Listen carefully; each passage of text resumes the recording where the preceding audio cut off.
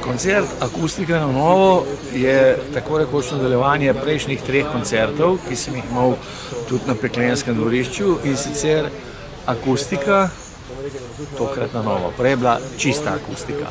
Zdaj bo pa akustika na novo, kar pomeni, da sem malce prevetril svoj arhiv in našel nekaj biserov, na katere sem pozabil ali pa ki sem jih pred mnogimi leti prerasel, zdaj jih pa obnavljam. In tudi zato sem se odločil, da bo moj gost Coto, Zdenko Cotič.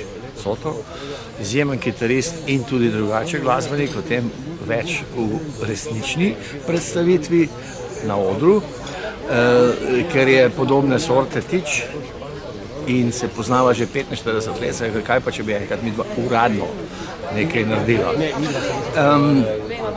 Skladbe, ki sem jih izbral, najtežje seveda, katere izpustiti, ker jaz imam nekje 400 skladb na zalogi in potem za vsak koncert se pripravljam in nekako 50 skladb izberem, ki bi sodile na ta koncert. In seveda Peklensko dvorišče je čist specifično prizorišče in tudi Ljubljanski festival je nekaj posebnega, že vsa ta leta, tako da sem zdaj šel skozi arhiv, izbral približno 50 skladb, nekaj popolnoma novih, ki jih bom dokončal tako rekoč na odru, nekaj je pa toliko starih, da sem se jih moral jaz na novo naučiti.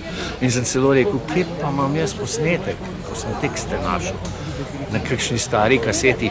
Ojoj, kje imam pa kaseta. No skratka, vse te zgodbe so popolnoma nezanimive za občinstvo, razen za novinarje.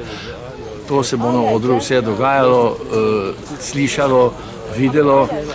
Edino, kar je obljubljam, da koncert ne bo 3 ure dolg, ker mi je tudi gospod direktor Darko Bodlek naročil, da tokrat ne pretiravati. Čeprav moram priznati, da vsakič, ko jaz tako dolgo igram, občinstvo zahteva še, kar je popolnoma neverjetno. Nekateri so rekli, pa saj si igral dobri 2 uri. Ne, dobre 3 ure. Ne bom toliko. Predvsem bom pa skušal te monologe, dialoge, napovedi majčkeno skrajšati in mu predvsem ljudem priporočil, naj poslušajo besedila, ki že ogromno tega, kar jaz pol še nadgradim ali pa nadčvekam, vsebujejo. Skratka, koncert bo ob 9. zvečer, mogoče z 10-minutnim zamikom, ker bo še dan, ampak Peklensko dvorišče je itak tako intimen prostor, da to ne moti.